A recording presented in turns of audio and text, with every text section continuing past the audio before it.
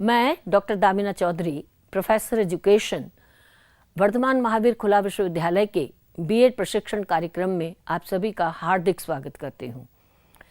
जैसा कि आपको पता है, बीएड प्रशिक्षण कार्यक्रम के अंदर कुछ अनिवार्य विषय होते हैं और कुछ ऐच्छिक विषय होते हैं। दो स्कूल विषय, इन्हें हम ऐच्छिक के अंदर मानते हैं, जिन्हें कि आपको खुद चयन करना होता है कि आप किस विषय को चयन करना चाहते हैं।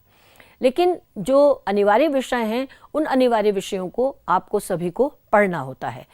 उसी अनिवार्य विषय के अंदर शिक्षा संदर्भ और बंधता, एजुकेशन कॉन्टेक्स्ट एंड लिंकेज भी एक प्रश्न पत्र है। ये प्रश्न पत्र BED 06 के नाम से है। इसके क्रेडिट 4 हैं और ये 100 अंकों का प्रश्न पत्र है। इसके अंदर 80 अंक उसका की टर्म एंड एग्जामिनेशन के अंदर हैं और 20 अंक असाइनमेंट के हैं। इसमें अगर हम कोर्स एट ग्लांस के तौर पर देखें तो टोटल क्रेडिट जो है वो 4 है। इसकी स्टडी आवर्स इसके भी हमें 120 घंटे हैं जो कि अध्ययन करना है। इवैल्यूएशन का जो पैटर्न है उसके अंदर दोनों बातें हैं, असाइनमेंट और टर्म एंड। ये नेचर ऑफ द कोर्स के अंदर कंपलसरी विषय है।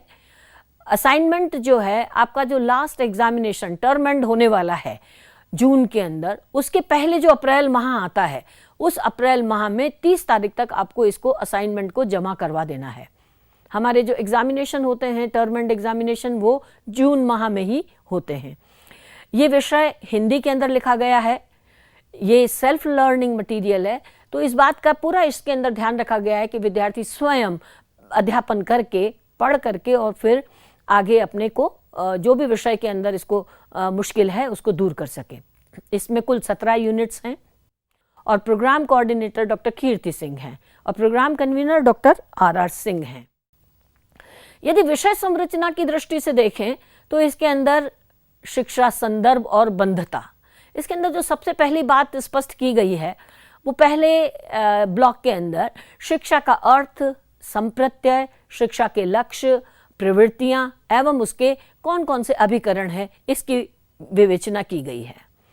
दूसरा जो ब्लॉक है इसके अंदर शिक्षा को प्रभावित करने वाले कारक, समाज की संरचना, सामाजिक परिवर्तन, विद्यालय और सामुदायिक संबंध, इन सारी चीजों की चर्चा की गई है। शिक्षा व मानव संसाधन विकास, मानव अधिकार, बाल केंद्रित शिक्षा, जनसंख्या शिक्षा, पर्यावरण शिक्षा, वंचित वर्ग के लिए शिक्षा और स्त्री शिक्षा, ये सारा तीसरे ब्लॉक के अंदर रखा गया है और उसको इसी के आधार पर इसकी विस्तार से विवेचना की गई है।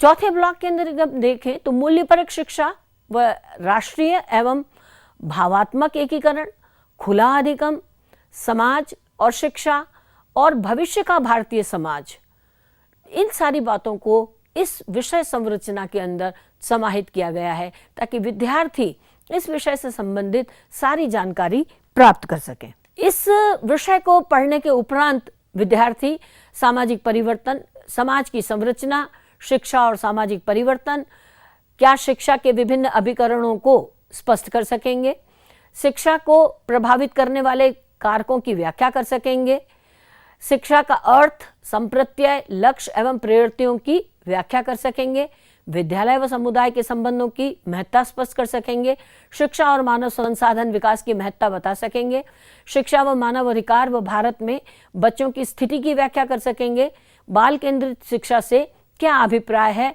विचार व्यक्त कर सकेंगे, जनसंख्या शिक्षा क्या है स्पष्ट कर सकेंगे और इससे संबंधित आंकड़े प्रस्तुत कर सकेंगे, पर्यावरण शिक्षा की उपयोगिता बता सकेंगे व पर्यावरण की सुरक्षा के लिए प्रयत्न करेंगे, वंचित वर्ग की शिक्षा के लिए की गई व्यवस्था को स्पष्ट कर सकेंगे, स्त्री शिक्षा की महत्ता और लैंगिक असमानता के कारणों को बता सकेंगे, मूल्यपरक शिक्षा के महत्व को बता सकेंगे, शिक्षा के द्वारा किस प्रकार राष्ट्रीय एवं भावनात्मक एकीकरण का विकास किया जा सकता है स्पष्ट कर सकेंगे, खुला अधिगम समाज, खुली अधिगम प्रणाली क्या है ये स्पष्ट कर सकेंगे। यदि इसकी मूल्यांकन पद्धति को देखें तो इसके अंदर 2 प्रकार की बात है, वही continuous evaluation and term and, सतत मूल्यांकन और सत्रांत मूल्यांकन। सतत मूल्यांकन के अंदर असाइनमेंट है 20 अंकों का और सत्रांत मूल्यांकन टर्म एंड जो इवैल्यूएशन है उसके अंदर सत्रांत परीक्षा जो होती है वो है 80 अंकों की। दोनों को मिला करके ये 100 अंकों का पेपर है।